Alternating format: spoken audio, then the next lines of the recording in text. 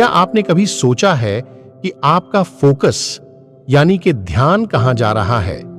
आपका ध्यान उन छोटी छोटी चीजों पर जा रहा है जो हमें गरीब और कमजोर बनाती है, जैसे कि मोबाइल पर आई हुई नोटिफिकेशन को चेक करना, या फिर उन नेगेटिव लोगों की ओर जो तुम्हें कभी सफलतापूर्वक नहीं देखना चाहते। आजकल की इस भरी जिंदगी में डिप्रेशन जैसी चीज हमें मुफ्त में ही मिल जाती है। ऐसा क्यों होता है?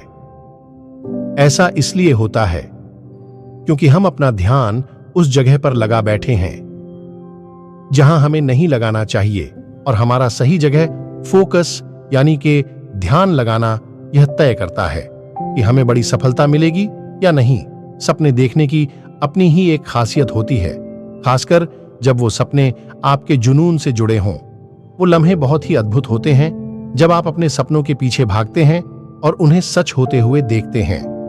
लेकिन इस जादुई सफर में एक बात जो सबसे ज्यादा मायने रखती है वो है आपका धैर्य और आपकी मेहनत। हर कोई चाहता है कि उसके सपने जल्दी से जल्दी सच हों, लेकिन ये यात्रा हमेशा ही कुछ चुनौतियों और अड़चनों से भरी होती है।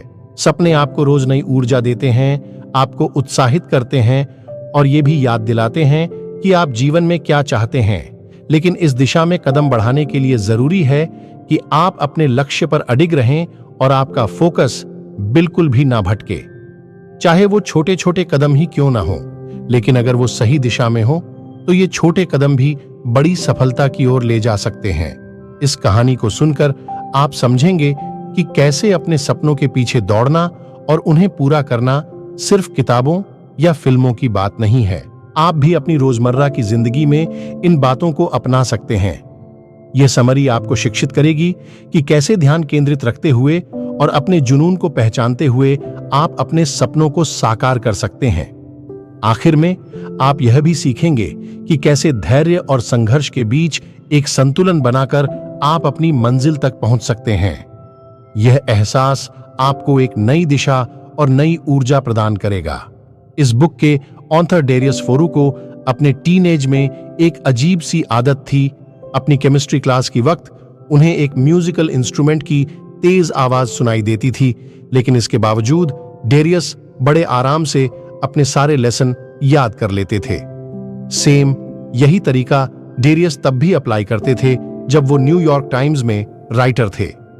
पूरा कमरा राइटर्स से भरा होता था, चारों तरफ शोरगुल होता था। कहीं दो राइटर आपस में डिस्कस कर रहे होते थे, तो कहीं से कुर्सी मेज के खिसकने की आवाजें आती थीं, तो कहीं पेपर पर पेन से लिखने की घिसावट का शोर, यानी चारों तरफ शोर ही शोर। लेकिन डेरियस के लिए जैसे ये सारी आवाजें कोई मायने ही नहीं रखती थीं। वो बिना डिस्टर्बेंस के लिखते रहते थे, जैसे बचपन में केमिस्ट्री की पढ़ाई करते थे। इस टाइप के फोकस को सिलेक्टिव अटेंशन कहते हैं। इसका मतलब है किसी एक चीज को इतना स्पेशल अटेंशन देना कि आपकी बाकी सेंसेस दूसरी चीजों से स्टिमुलेट होती रहती हैं। जहां डेरियस सिर्फ अपनी राइटिंग पर फोकस करते थे, उनकी बाकी सेंसेस जैसे कि सुनना स्टिमुलेट होती थी। लेकिन सवाल यह है कि हम सिलेक्टिव अटेंशन क्यों नहीं दे पाते हैं? डिस्ट्रैक्शन यानी मन का भटक जाना दो वजह से होती है, सेंसरी और इमोशनल। सेंसरी डिस्ट्रैक्शन वो है जो हमने पहले बताया था, जैसे कि आपके आसपास लोगों का शोरगुल होना।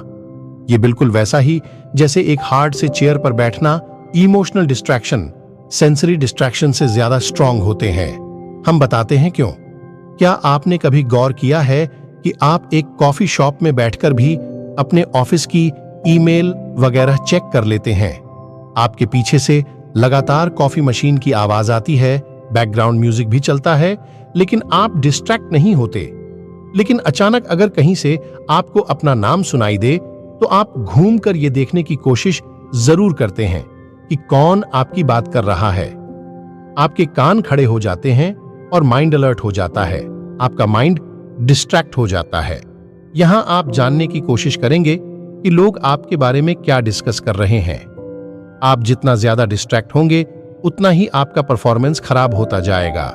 एक बार कॉलेज एथलीट्स और उनकी चिंता और घबराहट पर जब स्टडी की गई, तो उनका एंजाइटी लेवल यानी एक तरह का इमोशनल डिस्ट्रैक्शन इस चीज से स्ट्रांगली जुड़ा हुआ था कि उन्होंने कंपटीशन में कितना अच्छा या बुरा परफॉर्म किया है। वैसे सवाल ये उठता है कि सिलेक्टिव अटेंशन कितना इंपॉर्टेंट है। कोई टास्क पूरा करने के अलावा इसका और क्या काम हो सकता है? असल में सिलेक्टिव अटेंशन डेवलप करने के कई फायदे हैं। पहला तो ये कि ये इमोशंस को रोककर या कम करके आपको इमोशनल डिस्ट्रैक्शन से बचाता है, जिसका मतलब है कि इमोशनल डिस्ट्रैक्शन आप पर हावी नहीं हो पाएंगे। जैसे मान लो आपके फाइनल एग्जाम वाले दिन ही आपका ब्रेकअप हो गया, तो आप इस बात को सहन कर पाएंगे और एग्जाम दे पाएंगे। सिलेक्टिव अटेंशन का एक और फायदा यह है कि ये आपको एक लूप में जाने से रोकता है। इसका क्या मतलब हुआ? सिंपल वर्ड्स में बोले तो सिलेक्टिव अटेंशन आपको अपनी गलतियों के बारे में सोचकर बार बार अपसेट होने से रोकता है। मान लो अगर आप हर वक्त अपनी गलतियों पर ही फोकस करते रहते हो तो आप कभी आगे नहीं बढ़ पाओगे, बल्कि हमेशा होपलेस और डिप्रेस्ड मूड में रहोगे। सिलेक्टिव अटेंशन बेहद जरूरी है क्योंकि ये आपको उस वक्त हेल्प कर सकता है जब आप कोई टास्क फिनिश करना चाहते हो। सिलेक्टिव अटेंशन की वजह से ही हम किसी काम में डूबकर काम कर पाते हैं। जैसे एग्जाम्पल के लिए अक्सर लोग कोई बुक पढ़ते वक्त उसमें इतना डूब जाते हैं कि उन्हें टाइम का पता ही नहीं चलता। जो टास्क आपके लिए जरूरी है उन पर फोकस करके आप अपनी प्रोडक्टिविटी बढ़ा सकते हैं और ज्यादा खुश रह सकते हैं। सिलेक्टिव या फोकस्ड अटेंशन आपको चैलेंज का सामना करने में भी हेल्प करता है। जैसे मान लो अपना कोई गोल पूरा करते हुए आप फेल हो जाते हैं। ऐसे में अगर आप फोकस्ड रहेंगे तो जल्द ही इस बात से उभर पाएंगे और अपनी गलती से सीख पाएंगे। तब आपको ये नहीं लगेगा कि आप हार गए हैं और आपका सफर यहीं खत्म हो गया है, बल्कि आप इस चीज को एक चैलेंज की तरह ले पाएंगे। फोकस यह नहीं दर्शाता कि आप में किस हद तक ध्यान केंद्रित करने की क्षमता है, बल्कि यह आपके जीवन को एक दिशा प्रदान करने में भी महत्वपूर्ण है। अब उदाहरण के लिए डैरियस को ही लें। स्कूल में उनका प्रदर्शन कभी भी उत्कृष्ट नहीं रहा। डैरियस ने मुश्किल से हाई स्कूल पूरा किया और क्लास में पढ़ाई के प्रति उनकी रुचि न के बराबर थी। लेकिन फिल्म निर्माण एक ऐसा विषय था जिसने तुरंत उनका ध्यान आकर्षित किया और जल्द ही उन्होंने छोटी फिल्मों में सहायक निर्देशक के रूप में काम करना शुरू कर दिया। हालांकि फिल्में बनाने का व्यवसाय बहुत कठिन है। अधिकांश फिल्में उतनी सफल नहीं हो पाती जितनी मेहनत उन्हें बनाने में लगती है। कई बार लोग आपके मौलिक विचारों को संपादित कर देते हैं या पुनः संशोधित कर देते हैं। डैरियस के साथ भी कुछ ऐसा ही हुआ। उन्होंने कुछ छोटे पैमाने पर फिल्में बनाई जिन्हें मुश्किल से ही कोई प्रसिद्धि मिली या वे लाभदायक सिद्ध हुईं। अक्सर निर्माता और स्टूडियोज डैरियस की फिल्म के मौलिक विचार में बदलाव कर दिया करते थे। ये सारी बातें डैरियस को निराश करने के लिए पर्याप्त थीं। वे पैसे और प्रसिद्धि से ज्यादा रचनात्मक कार्य को महत्व देते थे। इसलिए जब एक बड़े हॉलीवुड स्टूडियो ने उनकी नवीनतम फिल्म पर काम करने के लिए उन्हें प्रस्ताव दिया तो डैरियस ने मना कर दिया, क्योंकि इस समझौते में लिखा था कि स्टूडियो अपनी मर्जी से डैरियस की फिल्म में परिवर्तन कर सकता है, जो कि डैरियस बिल्कुल भी नहीं चाहते थे। डैरियस ने एक के बाद एक कई स्टूडियो ढूंढे जिनके साथ वो काम कर सके, पर कहीं बात नहीं बनी। आखिरकार 10वें नंबर पर उन्हें एक स्टूडियो पसंद आया जिसने उनके ओरिजिनल आइडिया को एक्सेप्ट करना स्वीकार किया। हम यहां जिनकी बात कर रहे हैं उनका नाम है डैरियस ल्यूकस, और जिस फिल्म के लिए वो इतना स्ट्रगल कर रहे थे वो थी स्टार वॉर्स। स्टार वॉर्स एक ऐसी फिल्म है जो फिल्मों के इतिहास में हमेशा एक आइकॉन बनकर रहेगी।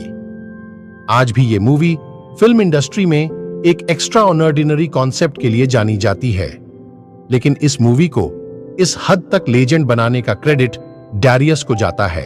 अगर वो बाकी स्टूडियोज को छूट दे देते कि वो उनके ओरिजिनल आइडिया से छेड़छाड़ कर सकें, तो शायद स्टार वॉर्स इस मुकाम तक कभी नहीं पहुंच पाती। डैरियस ने स्टार वॉर्स के मामले में अपनी सेल्फ अवेयरनेस दिखाई थी। सेल्फ अवेयरनेस एक मॉरल कंपस की तरह है। ये आपको उन चीजों पर टफ डिसीजन लेने में हेल्प करता है जिन्हें आप सबसे ज्यादा वैल्यू देते हो।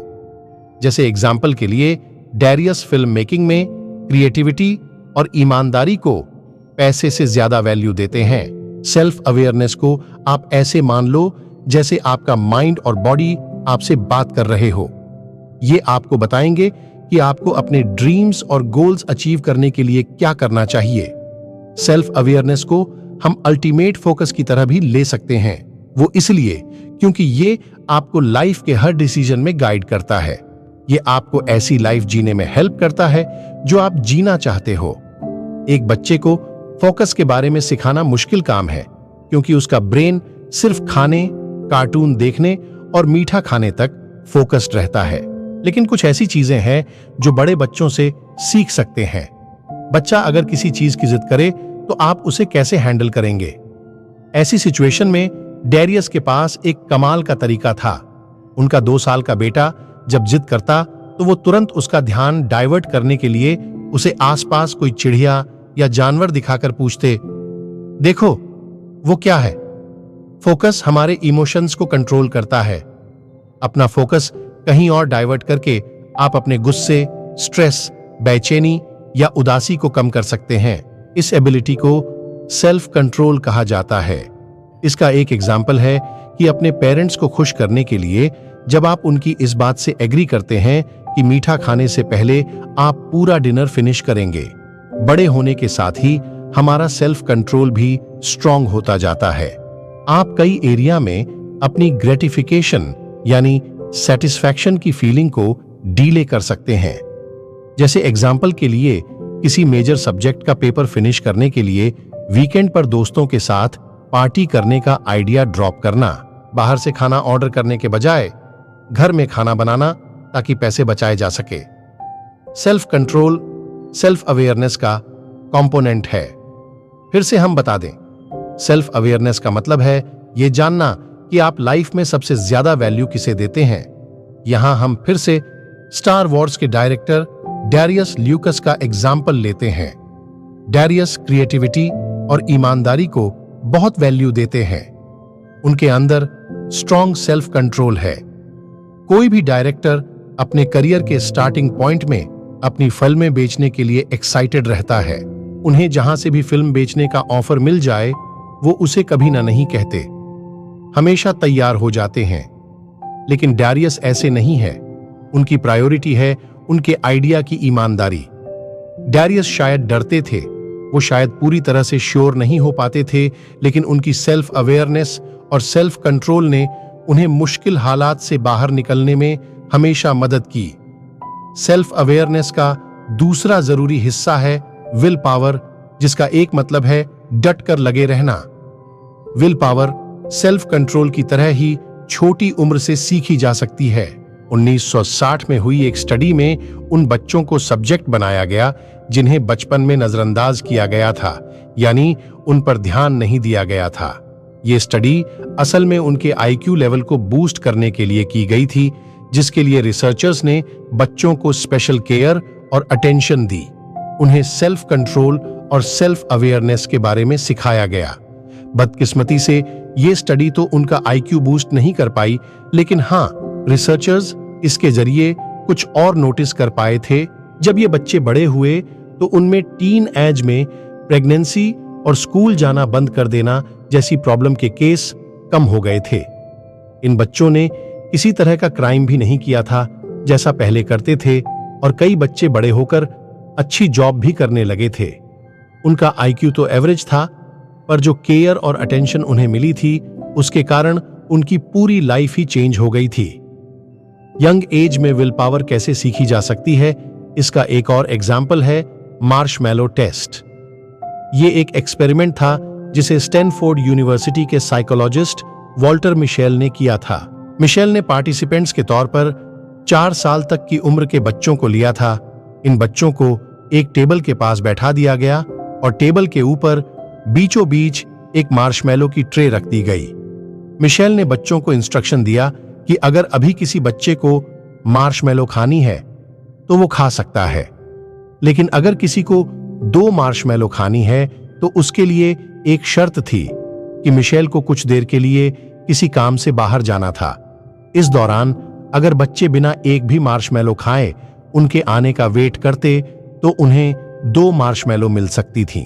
अब क्योंकि ये एक्सपेरिमेंट एक खाली कमरे में हो रहा था, तो वहां कोई भी ऐसी चीज नहीं थी जो बच्चों को डिस्ट्रैक्ट कर पाती इस एक्सपेरिमेंट के जो अलग अलग रिजल्ट मिले। कुछ बच्चों ने तुरंत मार्शमैलो खा लिया, जबकि कुछ बच्चों ने मिशेल के वापस आने का इंतजार किया। कुछ बच्चों ने पहले वेट भी किया, पर बाद में मार्शमैलो खाने से खुद को रोक नहीं पाए। फिर से एक बार इस एक्सपेरिमेंट से यह प्रूव हुआ कि फोकस इंसान के विल पावर को इंप्रूव करता है, लेकिन किस तरह? जिन बच्चों ने मिशेल के लौटने का वेट किया था, उन्होंने अपनी इच्छा को रजिस्ट करने के लिए अपना ध्यान कहीं और डाइवर्ट करने की कोशिश की। उनके अंदर 2 मार्शमैलो हासिल करने की विल पावर थी, इसलिए उन बच्चों ने अपना ध्यान कहीं और लगाकर खुद को 1 मार्शमैलो खाने से रोके रखा। कुछ बच्चे इस दौरान गाना गाते रहे, कुछ डांस करते रहे और कुछ बस इंतजार करते रहे। कुछ ने आंखें बंद करके किसी और चीज की तरफ फोकस करने की कोशिश की। बीच बीच में अनफोकस करना आपको अपनी विल पावर स्ट्रॉन्ग करने में हेल्प करता है। यह सुनने में उल्टा लगता है, पर यह आपको लॉन्ग टर्म गोल्स अचीव करने के लायक बनाता है। जैसे कि मान लो आप फिट होना चाहते हो, आपका फोकस है एक मस्क्यूलर और हेल्दी बॉडी बनाना, लेकिन यह गोल अचीव करने के लिए आप हर घंटे में एक्सरसाइज तो नहीं करेंगे ना। आपको बीच बीच में खुद को अनफोकस करना पड़ेगा ताकि आपको लगातार एक्सरसाइजेस करने से ज्यादा थकावट या कमजोरी ना हो जाए। ठीक यही चीज आपकी विल पावर करती है। ये आपको बिना थके आगे बढ़ाते हुए डटे रहने में मदद करती है। क्या आपने इडिटारोड के बारे में सुना है? इडिटारोड एक टफ स्लेज डॉग रेस है जो अलास्का की खून जमा देने वाली ठंड में की जाती है। ये रेस करीब 1 हफ्ते से ज्यादा चलती है। इडिटारोड में स्लेज करने वालों को कई तरह के चैलेंज का सामना करना पड़ता है। सबसे पहला चैलेंज तो है रफ और ठंडा मौसम। कई बार लोगों को रेस के दौरान बर्फीले तूफानों का भी सामना करना पड़ जाता है, लेकिन स्लेजर्स रेस स्टार्ट होने से पहले पूरी तैयारी करके रखते हैं ताकि अगर कोई डॉग घायल हो जाए तो उसका फौरन इलाज किया जा सके। लोग अपने साथ जरूरी सामान, खाना और फर्स्ट एड बॉक्स साथ लेकर चलते हैं। सुजन बुचर इडिटारोड की सबसे जानी मानी स्लेडर्स थीं। सुजन कंपटीशन के लिए एक बेहद अलग अप्रोच रखती थी। आमतौर पर स्लेजर्स 12 घंटे रेस करते थे और 12 घंटे आराम, लेकिन सुजन का तरीका अलग था। वो और उनके डॉग 6 घंटे रेस करते थे और 6 घंटे आराम। इस रूटीन से सुजन को बहुत फायदा मिलता था। सबसे पहले तो सुजन के डॉग्स को आराम करने का पूरा टाइम मिल जाता था और खुद सुजन भी थकान से बच जाती थी। ये एकदम परफेक्ट स्ट्रेटेजी थी। सुजन कई सालों से इसी रूटीन को फॉलो करती आ रही थी, जिसके चलते ही वो इडिटारोड की बेस्ट स्लेजर बन पाई थी। आपको कई बुक्स मिल जाएंगी जिनमें 10,000 घंटे प्रैक्टिस करने के रूल पर जोर दिया गया है।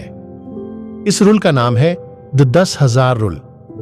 इस रूल के हिसाब से आपको किसी भी फील्ड में एक्सपर्ट बनने के लिए 10,000 घंटे प्रैक्टिस करने की जरूरत पड़ती है। यानी अगर आप बार बार एक ही काम करते रहोगे तो उसमें माहिर हो जाओगे, लेकिन असल में ऐसा नहीं होता। जैसे मान लो आप 10,000 घंटे शूटिंग की गलत प्रैक्टिस करते रहे तो क्या आपका निशाना सही लग पाएगा? नहीं, आप कभी शूटिंग में एक्सपर्ट नहीं बन पाओगे, बल्कि आप सिर्फ अपना टाइम वेस्ट कर रहे होंगे। इसके बजाय स्मार्ट XXX प्रैक्टिस आपको एक्सपर्ट बना सकती है। यह तब होता है जब आप अपनी परफॉर्मेंस इंप्रूव करने की टेक्निक एडजस्ट करते रहते हो। स्मार्ट प्रैक्टिस में फोकस्ड रहना भी शामिल है। छोटी से छोटी गलती पर ध्यान दो ताकि उन्हें सुधारा जा सके। शायद इसीलिए डांस स्टूडियोज में जमीन से सीलिंग तक कांच लगे रहते हैं ताकि डांसर्स की एक एक गलती पकड़ में आ सके।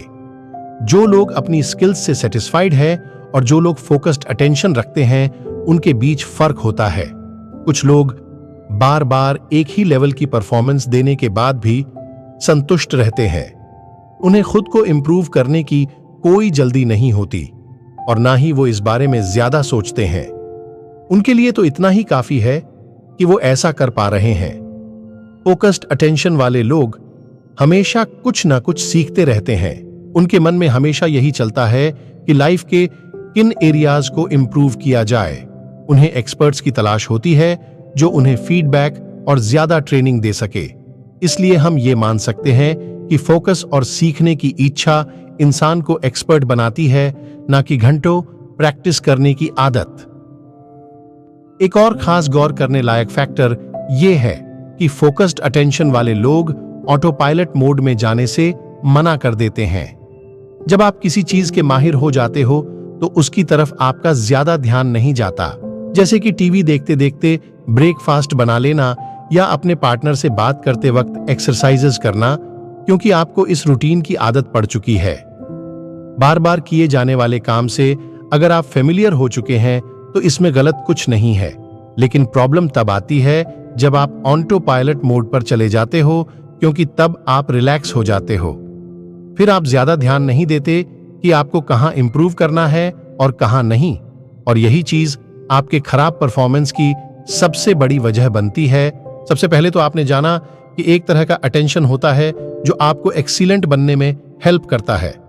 यह है फोकस्ड अटेंशन। फोकस्ड अटेंशन का मतलब है लाख डिस्ट्रैक्शन के बावजूद किसी पर्टिकुलर स्टिम्युलस को अटेंशन देना। सेकंड, आपने सीखा कि डिस्ट्रैक्टेड माइंड होने के फायदे और नुकसान दोनों हैं। एक डिस्ट्रैक्टेड माइंड आपको रिलैक्स करने में हेल्प कर सकता है, आपकी क्रिएटिविटी को बूस्ट कर सकता है, और ये चीज इंसान को खासतौर से आर्टिस्ट और राइटर बनने की तरफ ले जा सकती है। लेकिन एक डिस्ट्रैक्टेड माइंड आपको अनप्रोडक्टिव भी बना सकता है। अगर आप भी इस माइंड डिस्ट्रैक्शन के शिकार हैं तो मेडिटेशन आपको अपना फोकस अचीव करने में हेल्प कर सकता है। अपने माइंड को किसी एक चीज पर फोकस करने की आदत डालने के लिए मेडिटेशन एक रिलैक्स्ड अप्रोच है। थर्ड, आपने सीखा कि एक फोकस्ड और भटकते हुए माइंड के बीच बैलेंस कैसे क्रिएट किया जाए। बहुत ज्यादा फोकस से बचने के लिए आपको बीच बीच में ब्रेक लेना चाहिए, यानी अपना अटेंशन दूसरी चीजों की तरफ शिफ्ट करना चाहिए। बाहर की आवाज सुनो, लंबी गहरी सांस लो। ये एक्सरसाइज आपको कुछ देर के लिए अपना माइंड डिस्ट्रैक्ट करने में हेल्प करेंगे। फोर्थ, आपने कुछ और फैक्टर्स के बारे में जाना जो आपको फोकस्ड बने रहने में मदद कर सकते हैं, जिनमें से एक है सेल्फ अवेयरनेस। सेल्फ अवेयरनेस आपका इनर कंपस है। ये आपको उन चीजों पर बेस्ड डिसीजन लेने में हेल्प करेगा जो आपके लिए सबसे इंपॉर्टेंट है। इसके अलावा सेल्फ कंट्रोल और स्ट्रॉन्ग विल पावर भी आपको फोकस्ड रखते हैं। आपका सेल्फ कंट्रोल आपको उन चीजों के लिए ना कहने में मदद करेगा जो आपके गोल्स खराब कर सकते हैं, जबकि विल पावर आपको चैलेंजेस के बावजूद डटकर खड़े रहने की ताकत देता है। फिफ्थ, आपने 10,000 घंटों से जुड़ी गलत सोच के बारे में समझा। कुछ लोग मानते हैं कि किसी भी सब्जेक्ट में एक्सपर्ट बनना है तो आपको 10,000 घंटे उसकी प्रैक्टिस करनी पड़ेगी, लेकिन ऐसा नहीं है। ज्यादा प्रैक्टिस आपको एक ग्रेट परफॉर्मर बना देगी, ऐसा जरूरी नहीं है। आपको एक्सपर्ट बनाता है आपका फोकस, आपकी गलती पकड़ने की काबिलियत और सीखने की इच्छा। कई बार हम कंफ्यूज हो जाते हैं कि लाइफ में हमें क्या करना है। ये कंफ्यूजन इसलिए भी क्रिएट होता है क्योंकि हम समझ नहीं पाते हैं कि हमें लाइफ के किस पार्ट को ज्यादा इंपॉर्टेंस देनी चाहिए, यानी उसे इंप्रूव करना चाहिए। लेकिन अब आपको पता है कि फोकस्ड अटेंशन कैसे किया जा सकता है। जिस चीज पर आपका फोकस है उसे आप जरूर हासिल करोगे। फोकस करो, थोड़ी देर रिलैक्स करो, अपने काम में लगे रहो और आप धीरे धीरे अपने सपने को हकीकत बनते हुए देख पाएंगे। दोस्तों, अगर आपको हमारी बुक समरी अच्छी लगती है तो हमारे साथ जुड़े, और पूरी बुक समरी सुनने के लिए आपका तहे दिल से धन्यवाद।